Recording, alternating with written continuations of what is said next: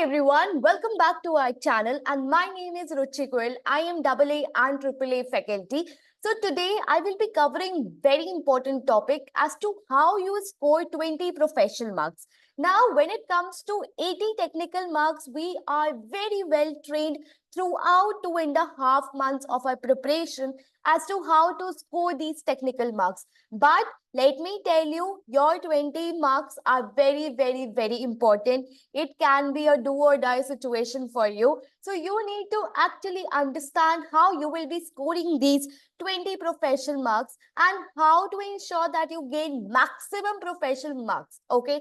So in this particular video, I will be covering all the 4 skills in detail.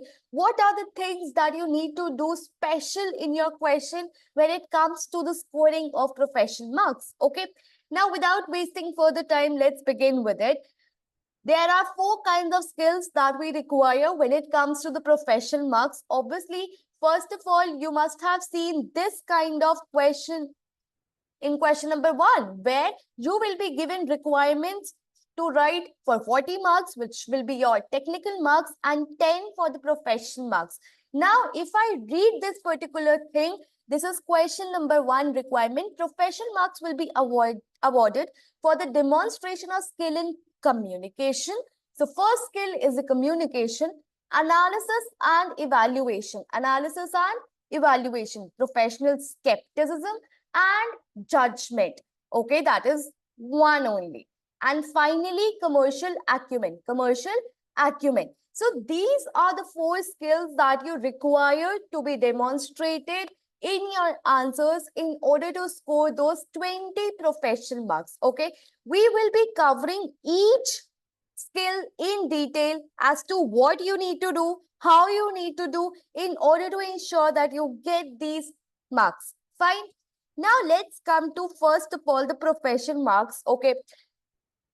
Now, okay, before I move on to actually profession marks, let me cover a few very important points and few very important terms that you must see.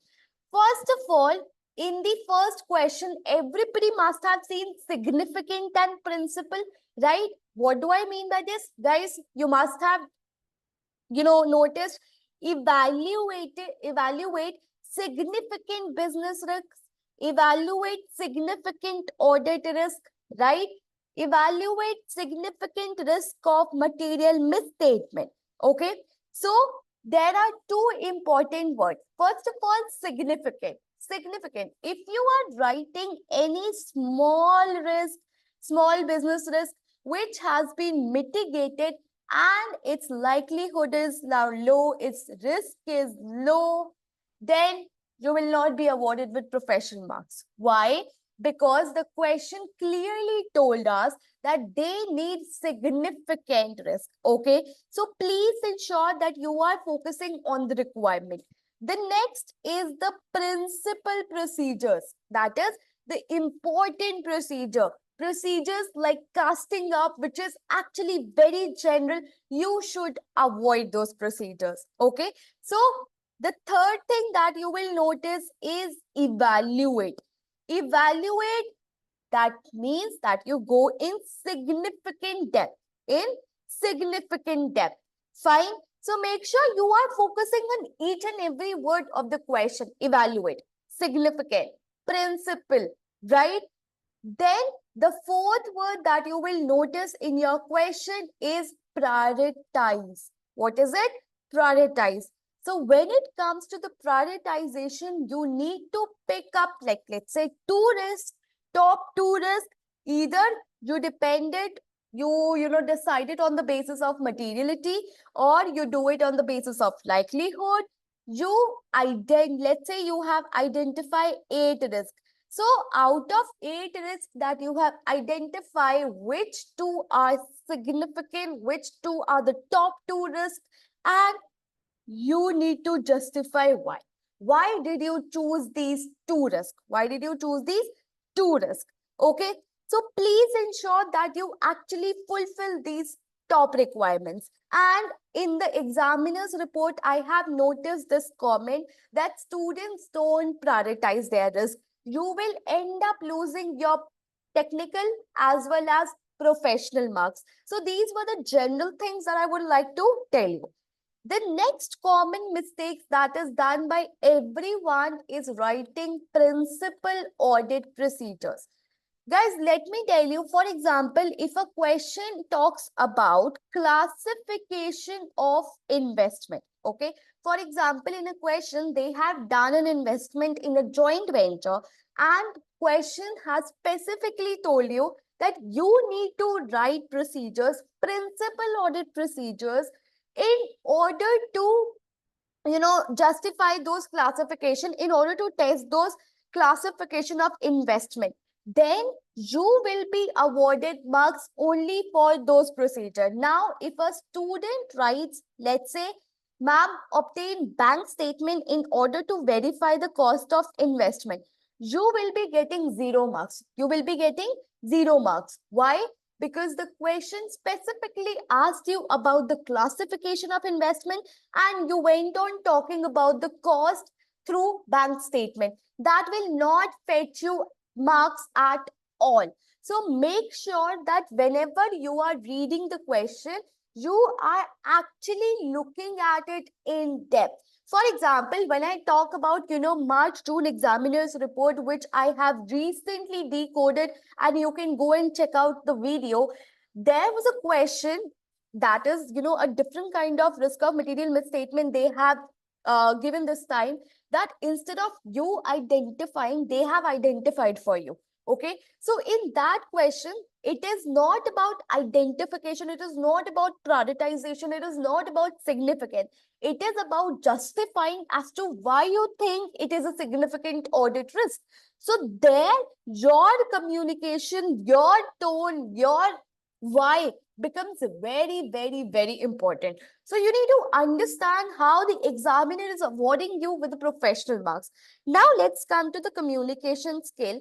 First of all is the format and the structure. Format and the structure, which is very, very, very important. And this particular skill is only tested in question number 1, which is section A, which is of 50 marks. So what are you expected when I talk about the proper formatting, when I'm talking about the structure of the question? First of all, it needs to be in a proper briefing note format. That is to, from, subject, date, introduction, requirements, and finally the conclusion. Finally the conclusion. So you need to ensure that you write a proper introduction, you write the materiality, you write the justification, you write the all the requirements, and finally the conclusion. Okay. So focus on the format and structure. There should be proper headings and subheadings. There should be proper introduction. For example, how can you write a good introduction? You can just look at the requirements, copy, paste it, convert it little bit, and write a good introduction as to what all things are covered in this briefing note. Fine. A one-line introduction will not fetch you good marks. Make sure you do it. So the first marks, that is basically communication skills in the first question, are of maximum 4 marks. Now how to gain this 4 marks? First marks, how did we get it? With proper format, with proper headings, with proper subheadings, with proper introduction, with proper structure. The second mark that we will be getting is through the language, Now, when I actually teach in my AAA batches also, I always tell them that at AAA level, you are the audit manager. You are the engagement partner. You are somebody who is at the top. You are not audit supervisor. You are not audit trainee. Okay. So you have to behave professionally. Okay. So the tone at your answer, the tone in your answers should be of professionalism. You cannot be very casual about your tone. Go and check, right? Please use professional words. That is where you will be getting another marks. Now, materiality. Materiality is very important. Make sure you use materiality throughout your answers. You calculate it, you calculate the range, you justify, you actually use it throughout. We will be talking about materiality little later as well. But yes, you need to properly write the materiality, calculation, justification, and from where you will see the basis note, from partner's email, right? Now the third marks is for the clarity of your answer. Clarity of your answer. Now, when I talk about the clarity, what do I actually mean? That your answers should be tailored points. For example, if you are just writing your knowledge, if you are just writing general points, I always say it, be it pre-September mock debrief, anything that I have already decoding examiner's report. I have repeated this point 1,000 times that if you are writing general answers, you will not be fetching much marks in AAA, because AAA is not about knowledge, it's about application of your knowledge. Okay. So make sure that whenever you are writing certain things, be it your business risk, audit risk, principal procedures, or ethics, it needs to be tailored. It needs to be specific to the case. Finally, the fourth marks that you will be getting is when you fulfill the specific instructions in your question. For example, the question clearly told you evaluate and prioritize the risk of material misstatement. So the question told you that you need to write just ROMM. Now, if you are writing detection risk, then you will not be getting marks. Why? Because first of all, you will not be getting any technical marks because the question asked you about ROMM. Secondly, it actually shows that you did not read the question properly. So in order to get the professional marks, you need to be very, very, very attentive throughout your question number 1. Guys, got it? So let's repeat once again. First, communication marks we will be getting through proper structure, proper format, headings, subheadings, introduction, briefing note. Second, the way you write the answer, that is the language, the tone. Finally, clarity, that is tailored point, no general point, specific points. And finally, your specific instruction. Did you prioritize? Did you write the significant ones? Did you comment upon the materiality? Did you write ROMM only if it was asked in question? So I hope everybody got as to how you need to score the communication marks. Next comes up is the analysis and the evaluation. So generally it is of 3 marks when it comes to question number 1. And basically, I believe 2 marks when it comes to your question number 2 and 3. Okay. So then what you need to do in the analysis and evaluation. First of all, you need to evaluate. How will you actually evaluate from the case? For example, the question consists of your financial statements. So you will be actually able to calculate different kind of trends, ratios. So do that. You will not only score half marks extra in the technical for the calculation, but you will also score professional marks. Ma'am, will I get professional marks if I just calculate? No. Calculation does not provide you with the professional marks. Then how will I be getting professional marks? When you will actually discuss. When you will actually discuss. For example, you are looking at the trade receivable days. Okay. So while you are evaluating the trade receivable days, you notice that they are increasing. Okay. So now, how can you link this particular trade receivable days to something that is given in the question? So linkages, evaluation, commenting upon it, discussing upon it. You do some calculation, you discuss about it. Okay. Current ratio, trends. Ma'am, from the past year, the revenue has increased 200%. So you do calculations, you comment upon it. Fine. So that is where you will be fetching the first marks. Second, again, prioritization. Significant, only significant. Significant. So did you evaluate whether it was significant or not? Fine. Okay. The third marks that you will be getting is mainly in the part D. Now, when it comes to the part D, it is majority of time about discussion. It is majority of time about ethics. For example, the question comes up with the fraud and let's say laws and regulation. So in the D part, there was a breach of laws and regulation. There was a breach of data breach. Now, When I come to the discussion part, how will you get these professional marks? First of all, discussion comes with a justified conclusion. Justified conclusion where you will actually discuss about it. Okay. Then you need to ensure that you are giving a balanced approach. Okay. What do I mean by the balanced approach?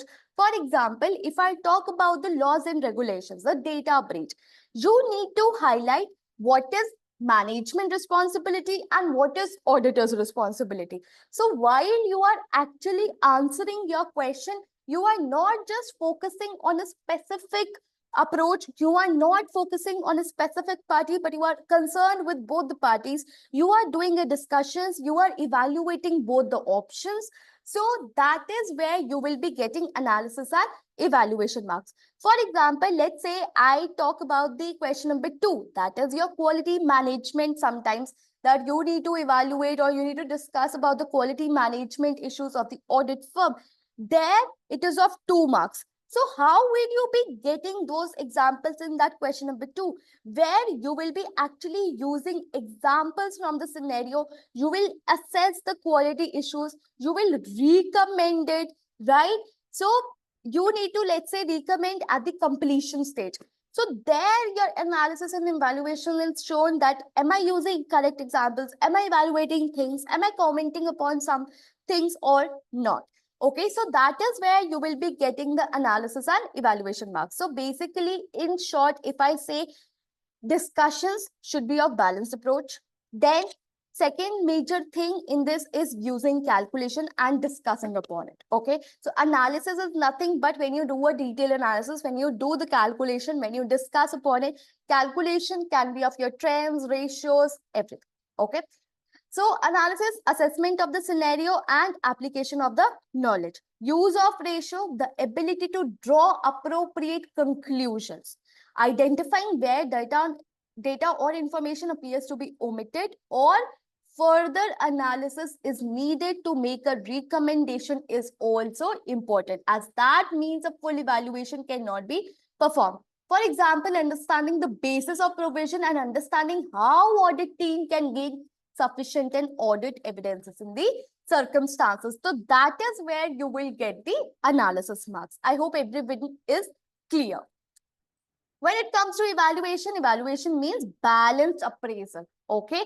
To determine the impact on course of action. For example, if a client does not amend a material misstatement in the financial statement, candidates need to be able to explain the implications on the auditor's report. So another way of saying is evaluation. That is what I gave an example about the I would say the example that I gave just about the laws and regulation. Another example can be about the client not amending a misstatement. So you need to have a balanced approach, balanced appraisal. That is where you will be getting the evaluation marks. I hope everyone is clear with the second skill.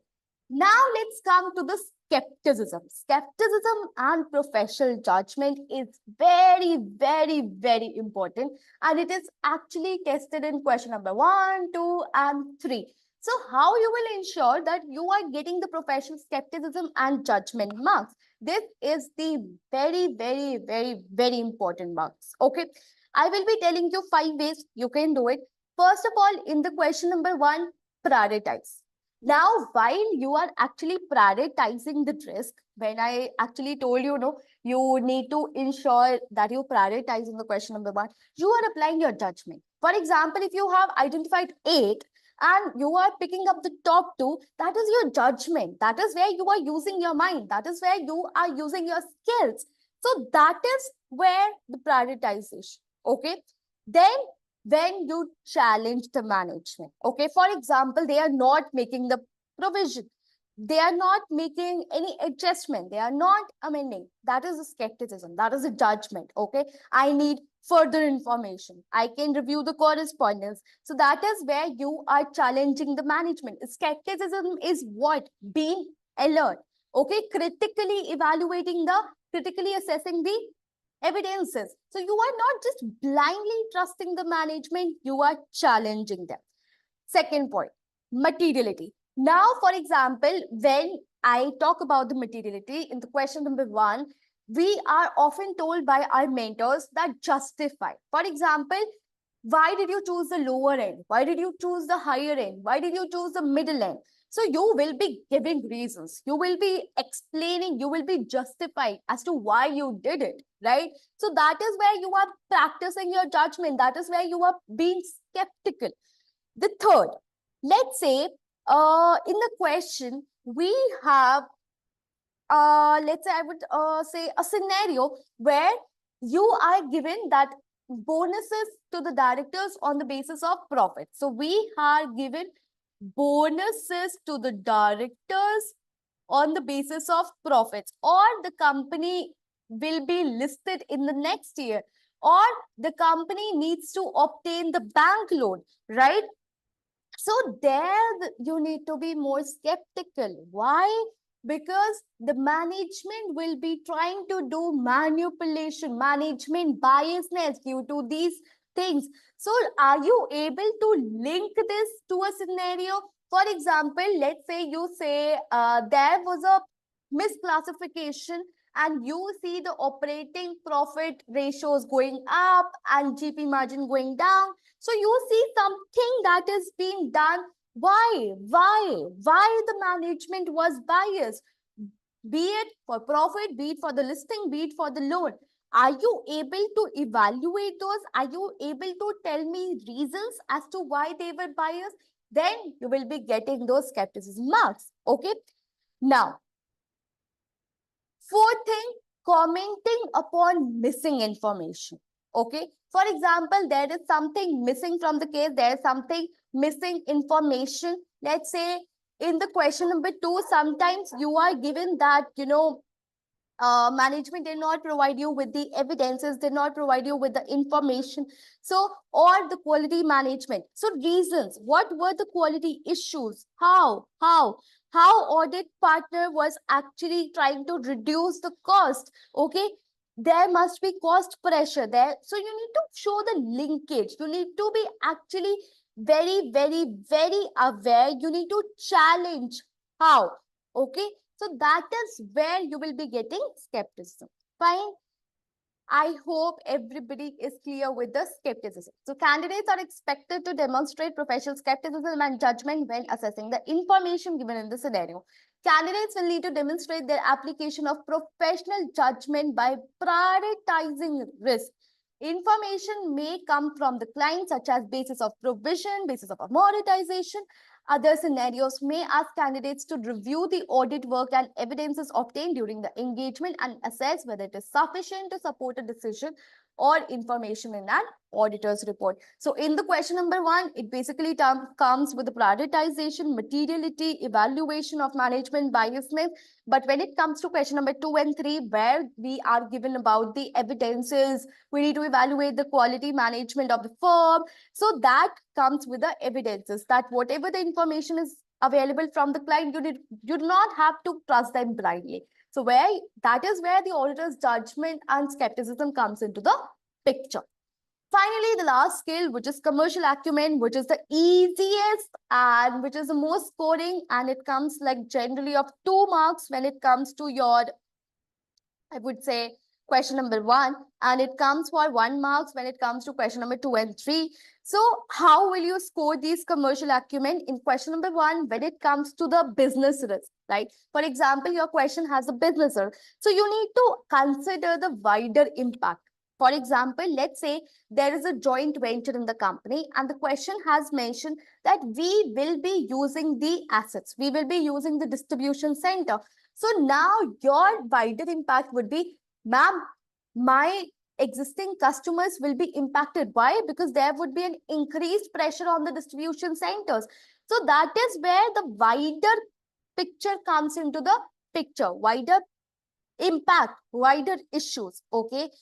For example, the linkages, the facts, the calculation, that is where the commercial acumen is mostly scored, where you are linking to the cases. I'll give you one more example from question number 2 and 3. For example, the question is about, let's say, quality. Again, quality management.